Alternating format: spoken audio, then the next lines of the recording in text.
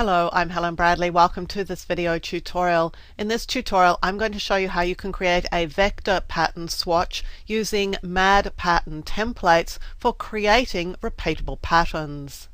Before we get started making our vector pattern swatch, let's have a look and see what we're aiming at. This is a vector pattern swatch that I created earlier using the Madpattern templates. And all I need to do is to open the swatches library that it's saved into and add it as a fill to a shape such as this one here. It can be scaled and colored, and we'll see that again in a short period of time. But for now, we need to go and have a look and see where we're going to get these Madpattern templates from. You'll find the Madpattern templates at madpattern.com. They're said to be compatible with Illustrator CS4 and 5. They're also compatible with 6. Click here to download them. On my website at projectwoman.com, you'll see that I have a link from my home page to Madpattern template images. These show you the series of templates that you're being given and how they repeat. It's pretty critical once you get into this to know exactly which one you need to get the repeating style that you want. We're actually going to use P3M1 here in just a minute. Now, once you've downloaded and extracted the files, you can open them in Illustrator. You can choose File New from Template, but I'm actually just going to open the template itself, and this is the P3M1 template. Now, when you open these templates, the first thing you'll want to do is to show your layers palette, because that will show you what's going on. Every template will have a layer that has the exact same name as the template itself. It will also have a small amount of information which you can turn off by clicking the info icon here. If you read the info, it does tell you a little bit of what you need to do to actually start creating the illustration for the template. And also it will tell you how you can save this for web and devices. Now, the swatch saved for web and devices is a raster swatch, so it won't be scalable to a really high degree. It would of course be a document that you could use in Photoshop, but if you want a vector swatch, then that's what I'm going to show you how to do. So we're going to turn off the info and we're going to turn off the template elements, and we're going to click in here in this clipped elements area because that's where we're going to create the pattern itself. I'm just going to zoom in here, make this a lot larger so that we can see the area that we're going to be working in. I'm going to create a simple heart for my pattern swatch, so I'm just going to quickly with the pen tool draw a heart shape. I'm not worried too much about how it looks. I've got my handles turned off, so I'm just going to make sure I turn them on, and let's just call that good for my heart. Now, I am going to color it, so I'm just going to get my color swatches. I'm going to fill it with a pink color, and around the edges I'm just going to make it a navy blue. Now, I'd like my stroke to be a little bit bigger, so I'm just going to grab my appearance panel because I often find that stroke and things are a little bit easier to manage in the appearance panel. So we'll give it a nice wide stroke. Now, before we leave here, we can also grab the ellipse tool and we'll drag out a couple of circles. So I'm just going to click on the edge here of this triangle. So I'm looking for the anchor point. I'm going to hold Alt and Shift so I can grab and drag a circle. I'll just reverse the colors here. I'll choose my Move tool, click on the object, choose Edit Copy, and then Edit Paste in Place. So that gives me a duplicate of this, which then I can move over the very edge of this end of the triangle. I'm going to do the same thing with Edit Copy, Edit Paste in Place, and this time I'll put mine at the very bottom of the triangle. So this is what we have so far as our pattern. Oops. Just grab that there. So this is our pattern, and having created the pattern, we're now in a position where we can go and save it as a vector swatch. Now to do this, we need to understand a couple of things about these Madpattern templates. And one is that this is the area in which we draw our shape, but this is an artboard, and this artboard is fairly critical because it tells us how big our pattern repeat is going to be. So I'm going to click here on this artboard tool here, and I just want to click on artboard 2 because I want to select it because I want to read off a little bit of information about it. To do this, I'm going to click Artboard Options, and this opens this Artboard Options dialog, and these are the two measurements I'm interested in. I want to know the width and the height of this artboard, and I need to know it exactly. So this 0.21 pixels, that's critical too. So it's 300 by 173.21 pixels. Just going to cancel out of here because I just need that information, nothing more. Now I'm going to select and create a rectangle, but I'm just going to click once on the background here because I want to type in those measurements that I just got. 300 by 173.21 pixels, and click OK. Now this is my shape, but as you can see, it's got a blue fill and a pink outline. We just can't see that because the shape is not in the area in which the repeat pattern is being created. If I do move it into that area, you can see that it does have that fill and that edge to it.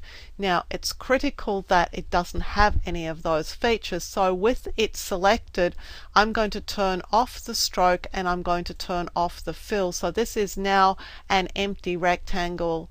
If you're familiar with working with repeating patterns in Illustrator CS5, 4 and earlier, then you'll know that you need this unfilled rectangle to actually select and create a repeating pattern. Now I've just opened my clipped elements group here. I'm just going to drag the path all the way down to behind the background. I just want to tuck it away for now. And now what I want to do is to expand this layer P3M1. Now I can't expand it right now with this clipping mask and also this dummy path that are here with lock icons on them. So I need to go in and unlock these two icons.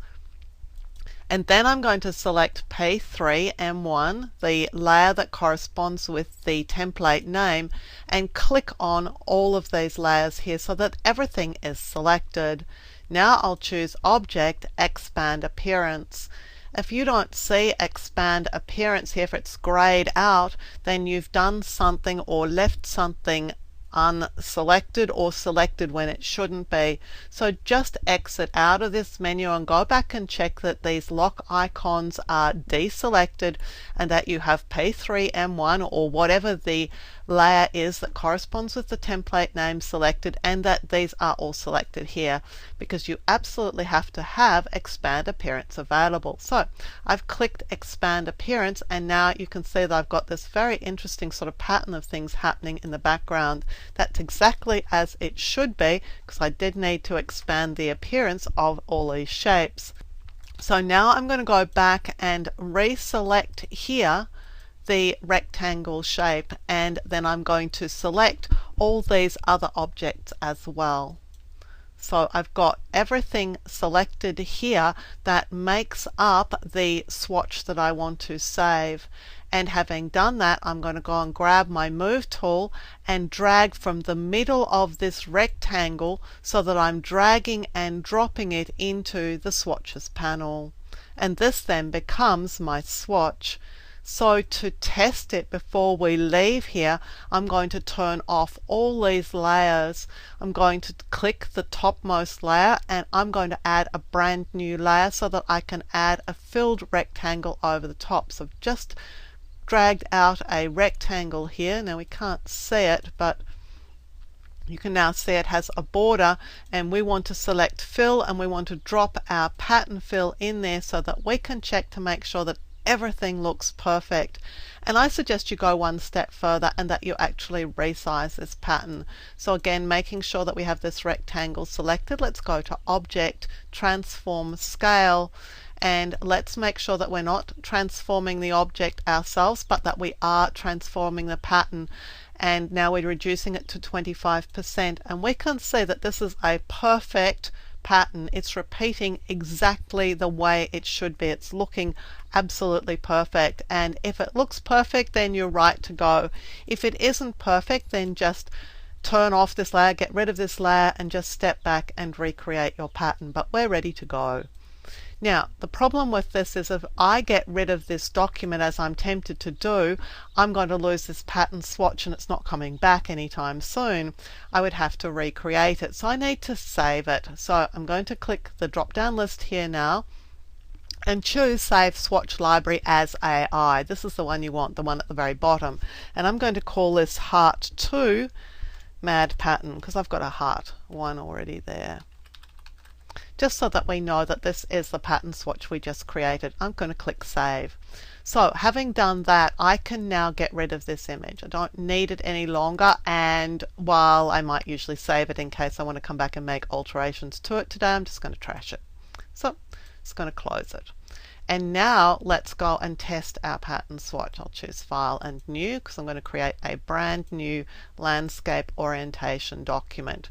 I'm going to drag out a rectangle on that document, and if we go to the swatches palette, you'll see that our swatch has gone, and that is to be expected. We have to go and grab it, we have to go and load it.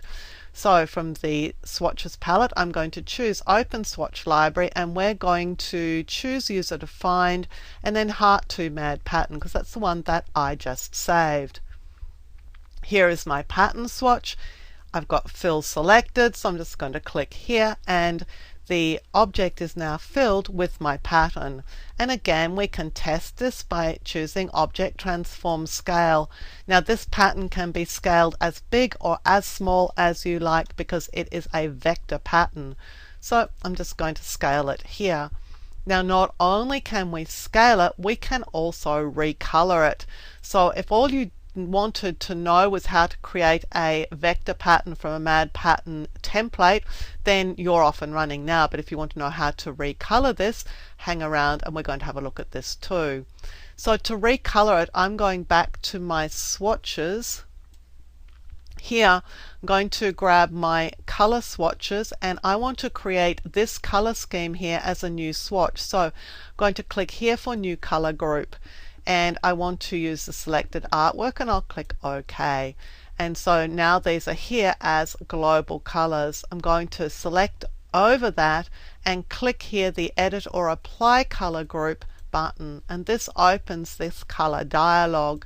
Now I can use this color dialog to make changes. For example, I can say I don't like this blue, for example, and I want to make it a sort of aqua color, and that will make it aqua. But I can also click the Edit button here and individually change these colors by dragging on the slider.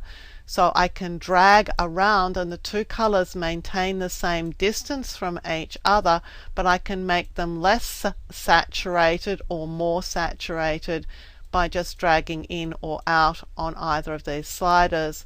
Now I can also unlock the slider here, so that they're now independent of each other. So I can select whatever colors I want for the fill and for the stroke color on the pattern that is being used to fill this rectangle. So when I'm done, I'll click OK, and I do want to save the changes, and so they're now saved as a swatch. So you have all sorts of options here using the Madpattern templates, and there are some really good patterns there, and we'll have a look at some more things that you can do with these Madpattern templates in upcoming videos. But for this video, I just wanted to make sure that you are able to save your patterns as a vector swatch, because that's going to be critical in being able to resize these patterns to any size, and particularly very large sizes, without losing details in your patterns. I'm Helen Bradley. Thank you for joining me for this video tutorial. Look out on this YouTube channel for more YouTube videos on Illustrator, Photoshop, Lightroom, and a whole lot more. And also visit my website at projectwoman.com.